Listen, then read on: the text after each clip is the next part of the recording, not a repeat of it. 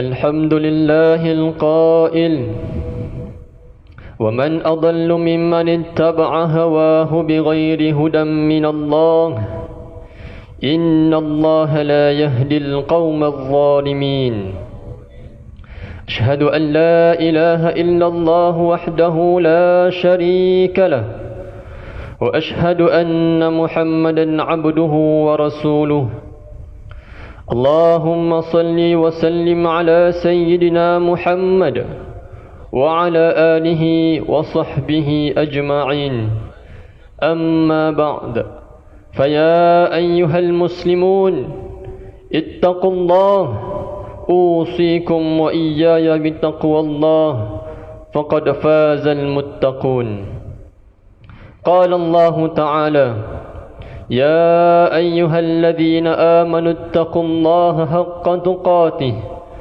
ولا تموتن إلا وأنتم مسلمون.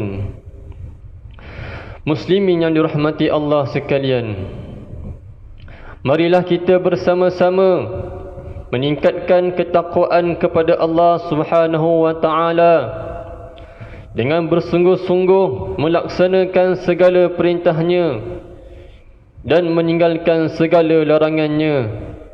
Semoga kita semua beroleh kejayaan di dunia dan di akhirat. Marilah kita mendengar dan menghayati khutbah pada hari ini yang bertajuk Emosi dan Akal Sihat. Hadirin yang dimuliakan Allah Subhanahu wa taala, ketika ramai manusia yang berfikir dahulu sebelum bertindak, terdapat segelintir daripada mereka yang bertindak dahulu baru terfikir akan akibatnya. Mereka hanya mengikut hati dan nafsu semata-mata. Apabila berbicara, diikut perasaannya sahaja, dan apabila bertindak, marahnya yang menjadi raja. Sesungguhnya mengikut hawa nafsu semata-mata adalah bencana dan kecelakaan di dunia dan di akhirat.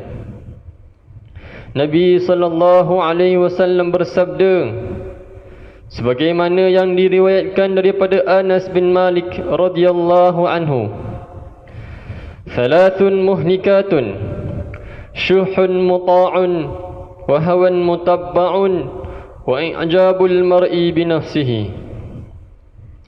Tiga perkara yang membinasakan: sifat kedekut yang dituruti, hawa nafsu yang diikuti, dan perasaan ujub terhadap diri sendiri.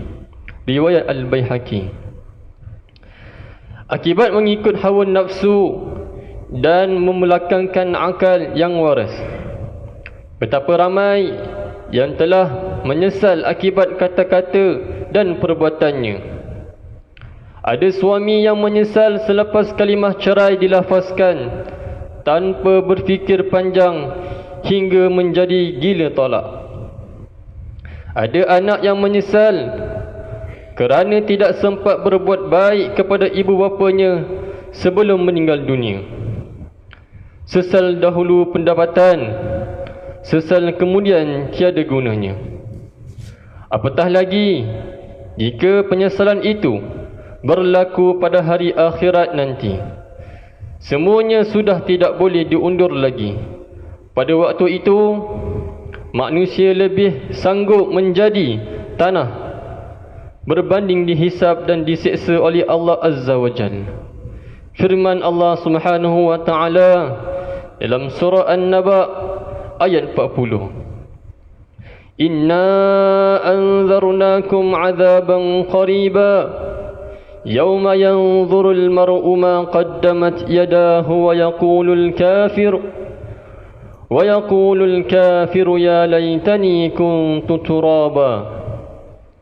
Sesungguhnya dengan keterangan-keterangan yang tersebut kami memberi amaran kepada kamu akan azab yang dekat masa datangnya, yaitu hari seseorang melihat apa yang telah diusahakannya, dan orang yang kafir akan berkata pada hari itu, alangkah baiknya kalau aku menjadi tanah, supaya aku tidak dibangkitkan untuk dihitung amalku dan menerima balasan. Hadirin Jumaat sekalian, berfikirlah sebelum berbicara dan bertindak. Gunakanlah akal yang Allah anugerahkan kepada kita. Segala perkataan dan perbuatan kita adalah lahir daripada akal fikiran. Cuma, akal bagaimanakah yang kita inginkan? Adakah akal yang bebas walaupun hakikatnya sangat terbatas? Sebenarnya, hanya akal yang dipandu oleh wahyu dan syarak sahaja yang akan menghasilkan perkataan dan tindakan yang baik. Sebaliknya, akal yang jauh daripada petunjuk dan terbelenggu dengan hawa nafsu akan menuju kesesatan. Firman Allah Subhanahu wa taala dalam surah Sad ayat 26. Ya Daud, inna ja'alnaka khalifatan fil ard fahkum bainan nasi bil haqq wa la tattabi'il hawa fayudillaka an sabilillah. Wahai Daud, sesungguhnya kami telah menjadikanmu khalifah di bumi, maka jalankanlah hukum di antara manusia dengan hukum syariat yang benar yang diwahyukan kepadamu. Dan janganlah engkau menurut hawa nafsu, kerana yang demikian itu akan menyesatkanmu dari jalan Allah. Para tetamu Allah sekalian, berbicaralah dengan penuh kewarasan, bertindaklah dengan penuh hikmah. Jangan sesekali diikut emosi dan kehendak hawa nafsu yang dihiasi keindahan dunia belitan syaitan. Emosi boleh mematikan fungsi akal yang waras atau salim. Ketika akal seseorang itu tidak waras dan tidak salim, selagi itulah hujjah-hujjah bersifat akli pun akan ditolak, apalagi hujjah dari nas yang awal ditolak, kerana pastinya perbuatan di luar batas syarak itu ditegah secara keras oleh syarak. Akibat ikut akal pendeknya dan akur dengan kehendak hati marah dan tidak puas hati kepada seseorang atau kumpulan, ada yang sanggup mensabotaj pihak seterunya atau sahabatnya dengan pelbagai cara yang membakar dirinya sendiri bersama kehancurannya orang lain. Wujudnya sikap mementingkan keperluan jangka pendek inilah melahirkan tingkah laku yang menyebabkan kemusnahan sesebuah organisasi dan seterusnya sebuah kehidupan bermasyarakat. Dengan demikian akan hilanglah sebuah legasi, integriti dan kehebatan sesebuah organisasi, sehinggalah sedikit demi sedikit menyebabkan lenyapnya kehormatan sesuatu bangsa dan ummah. Melihat kepada bahayanya emosi yang menguasai akal yang logik, maka Nabi SAW melarang seseorang hakim menjatuhkan sebarang hukuman sekiranya dalam keadaan marah. Diriwayatkan daripada Abdurrahman bin Abi Bakrah radhiyallahu anhu bahawa Nabi SAW bersabda, La yaqdiyanna hakamun baina ithnaini wa huwa ghadbanu. Janganlah seseorang hakim menjatuhkan hukuman terhadap dua orang yang sedang bertelingkah, sedangkan hakim itu dalam keadaan marah. Riwayat Al-Bukhari. Muslimin yang dirahmati Allah, sesungguhnya mukmin yang sebenar adalah yang taat kepada Allah dan Rasulnya. Akal fikirannya patuh kepada wahyu, bukannya mengikut hawa nafsu bicaranya. Bukan mengikut hawa nafsunya. Bicaranya adalah mutiara hikmah dan kebaikan, manakala tindakan pula adalah dakwah dan tauladan. Yang dikejar bukannya dunia dan kemewahan, tetapi yang didamba adalah berkah dan kebahagiaan. Nah, lihatlah ketelitian dan kehalusan budi imam mazhab kita, Al-Imam Asy-Syafi'i rahimahullah, yang cukup berhati-hati dan berfikir dahulu sebelum mengeluarkan pendapat. Al-Imam Asy-Syafi'i menyatakan sebab diamnya, katanya, hatta adri anna al-fadla fi sukuti aw fil jawabi, sehingga aku dapat mengetahui sama ada diam atau menjawab soalan tersebut itu yang lebih afdal. An-Nawawi Al-Majmu'. Hadirin Jumaat sekalian, menjadi seorang Muslim yang bekerja setiap hari mencari nafkah buat anak dan isteri, wajib untuk memastikan rezekinya halal dan dibelanjakan untuk tujuan yang baik. Tiada jalan pintas untuk mengumpul harta jika ia bertentangan dengan syariah. Individu yang baik akan kekal baik walau ditempatkan di mana sahaja. Dia tidak akan berubah mengikut sekelilingnya. Sebaliknya, dialah yang mengubah suasana. Dialah yang mengubah suasana sekelilingnya menjadi lebih baik. Nabi SAW melarang kita menjadi orang yang hidupan seperti lalang, tidak punyai pendirian yang tetap. Diriwayatkan daripada Huzaifah radhiyallahu anhu bahawa Nabi SAW bersabda, la takunu imma'atun taquluna in ahsana an-nasu ahsanna wa in zalamu zalamna walakin wattinu anfusakum in ahsana an-nasu an tuhsinu wa in asa'u fala tazlimu. Janganlah kamu menjadi orang yang tidak punyai pendirian, mengatakan sekiranya manusia baik maka kami akan jadi baik, sekiranya mereka melakukan kezaliman maka kami akan lakukan kezaliman juga. Akan tetapi tetaplah pendirian kamu, sekiranya manusia baik maka lakukanlah kebaikan, dan sekiranya mereka lakukan kejahatan maka janganlah kamu lakukan kezaliman. Riwayat At-Tirmizi. Para sahabat Nabi sallallahu alaihi wasallam yang telah mengambil pedoman ini telah menjadi generasi terbaik dengan menyebarkan Islam ke seluruh pelosok dunia sambil berdagang dan berniaga. Jiwa beragama dan akal yang dipandu oleh dengan wahyu inilah yang telah menyebabkan Islamnya orang lain. Hadirin yang dirahmati Allah sekalian, marilah kita mengutamakan maslahat umum yang berbanding kepentingan peribadi.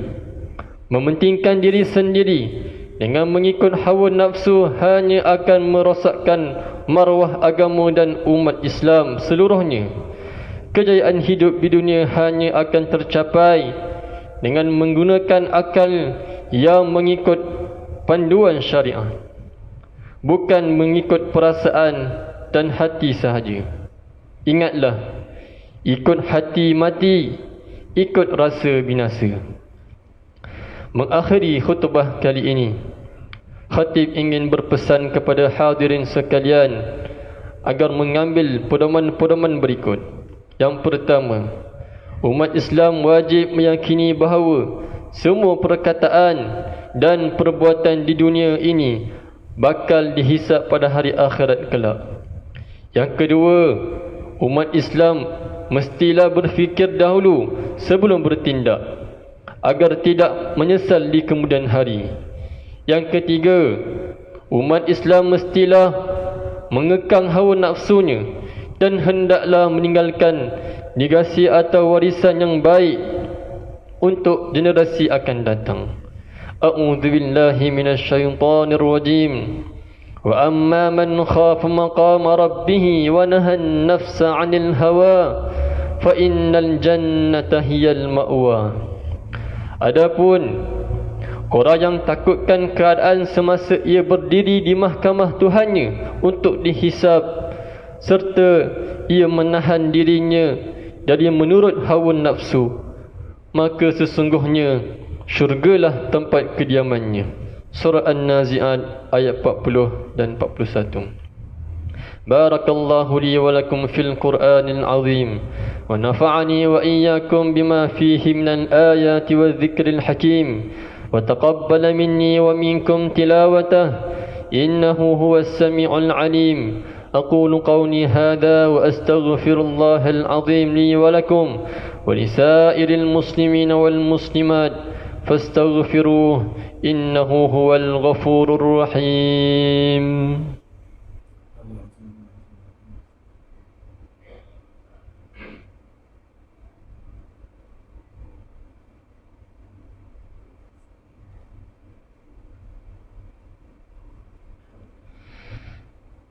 الحمد لله الذي جعلنا من المسلمين ورزقنا من الطيبات. أشهد أن لا إله إلا الله وحده لا شريك له وأشهد أن محمدا عبده ورسوله.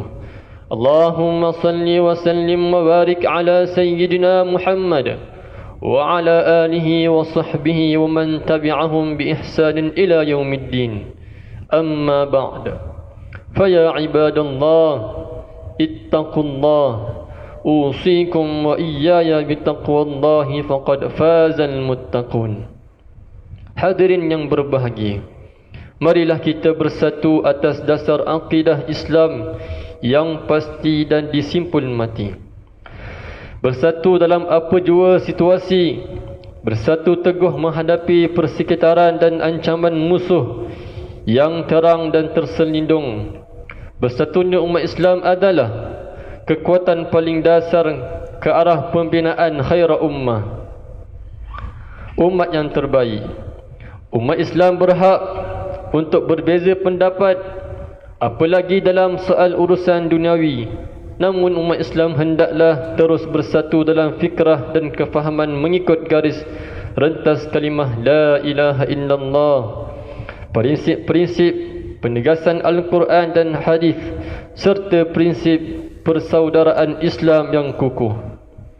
Dalam usaha kita memutuskan rantaian COVID-19 ini, setiap jemaah diminta terus berdisiplin dan wajib mematuhi prosedur operasi standard yang telah ditetapkan oleh pihak JAIS, khususnya mengambil wuduk di rumah, membawa sejadah masing-masing, memakai pelitup muka ketika hadir di masjid dan surau, serta mengamalkan penjarakan fizikal bagi mereka yang tidak sihat adalah dilarang sama sekali untuk melaksanakan solat di masjid dan di surau.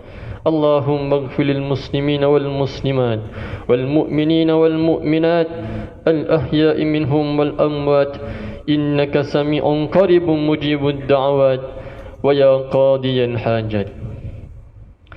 Allahumma inna nas'aluka wa natawassalu ilayka bi nabiyyika al-amin wa nas'aluka bi asma'ika al-husna wa sifatika al-'uzma an tahfadha bi'aini 'inayatika rabbaniyah wa bihadzi wiqayatika as-samadaniyah jalalata malikina al-mu'azzam Sultan Selangor Sultan Sharafuddin Idris Shah Al-Haj Ibn al-Marhum Sultan Salahuddin Abdul Aziz Shah Al-Haj.